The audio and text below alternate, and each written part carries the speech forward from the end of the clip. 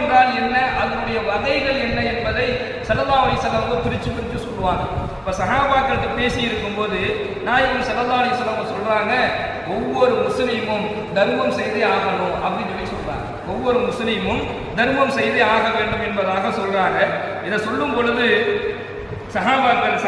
ஒரு சஹாபி எந்திரிச்சு கேட்கிறாரு, அல்லாஹ்வுடைய தூதரே, ஒவ்வொரு முஸ்லீமும் தர்மம் செய்யணும் நீங்க சொல்றீங்க, தர்மம் செய்யக்கூடிய பொருளாதாரம் இல்லாதவங்க என்ன செய்வாங்க அப்படின்னு சொல்லி கேட்கிறாங்க. இப்ப நாயகம் ஸல்லல்லாஹு அலைஹி வஸல்லம் அவர்கள் சொன்னாங்க, அப்படியா, தன்னுடைய கரங்களை கொண்டு அவர் வேலை செய்யட்டும். ஸல்லல்லாஹு அலைஹி வஸல்லம் சொல்றாங்க, தன்னுடைய கரங்களை கொண்டு அவர் வேலை செய்யட்டும்.